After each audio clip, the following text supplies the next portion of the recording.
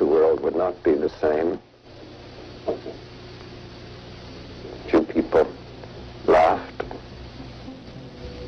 Few people cried. Most people were silent. I remembered the line from the Hindu scripture, the Bhagavad Gita. Vishnu is trying to persuade the prince that he should do his duty, and to impress him takes on his multi-armed form and says, "Now I am become death, the destroyer of worlds." I suppose we all thought that.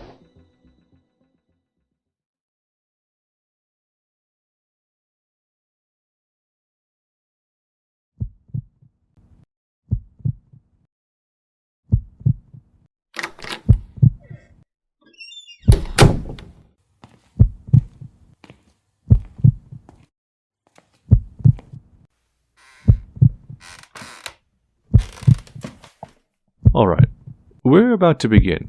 Do you want any coffee? Tea? Water? Yes, coffee please. Thank you. Tell me, the conflict began when you were young.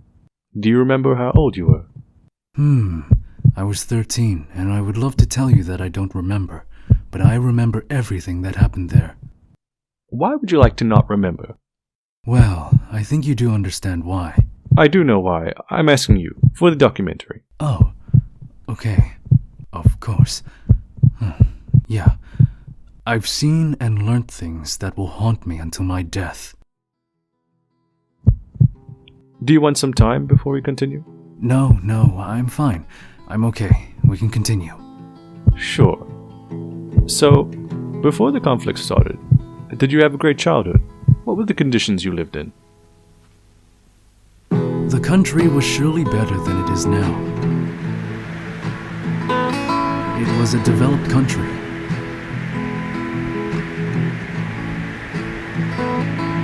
Cause I lost my job 2 weeks before Christmas. And yes, I had an incredible childhood because of my family, especially my brothers. And the Pope said it was none of his goddamn business. While the rain drank champagne, my Estonian archangel came and got me wasted. I was the youngest of the band. Cause the sweetest kiss I ever got, They would help me in every way. is the one I've never tasted. Oh, but they'll take their bonus pay. I remember school too. I was in class when it began. Neon lady, beauty's that which obeys, is bought or borrowed.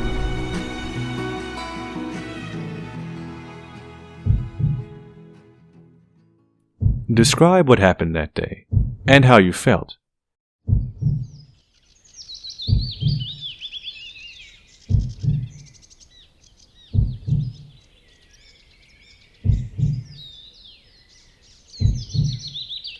I can imagine as a kid, it was terrifying for you.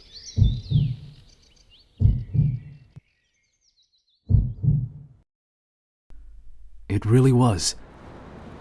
My whole body was shaking during that day. First there was explosions in the distance, then gunshots.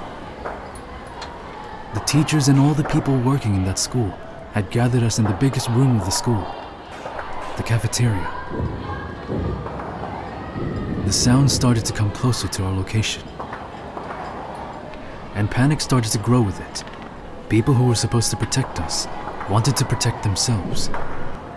For almost 20 employees, 3 stayed for us kids, but they took with them more than half of us. What happened after? Soldiers entered the building, searching for us. We were scared and we were hidden in the cafeteria. But they were very friendly. They were with the government. They took us with them and transported us to a base. I saw what happened to the city, and I couldn't contain my fear of what happened to my family. Do you know what happened to them?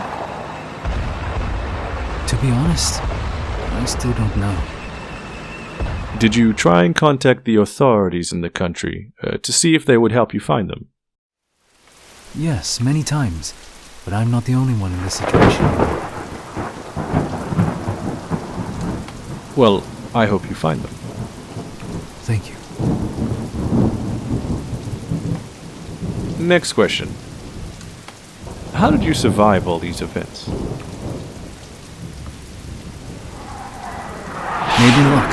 I'm keeping my head down. I knew that it was bigger than me. I was transferred to many camps. I met a lot of people. Not many of my age. But one time, when I was being transferred to another camp, there was an ambush. I escaped in time and saw everyone die. If not dead in combat, executed after the fights. Even the civilians. It was like they didn't give a shit about international laws. Where did you go after? There was a forest next to the city I was in. I did avoid the patrols of both the corpos and the local government in order to go to the forest. Oh, we didn't talk about who is who in this conflict.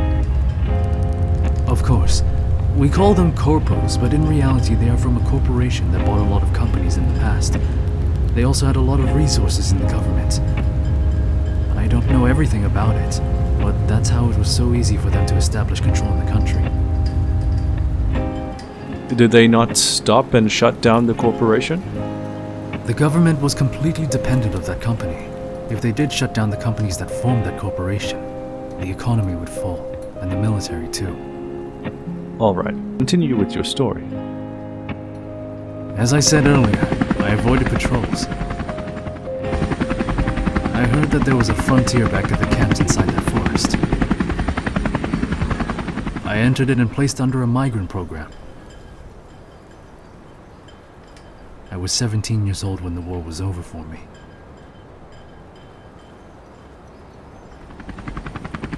I was very lucky because they sent me to a foster family who was kind and understood my difficulties after all I've been through.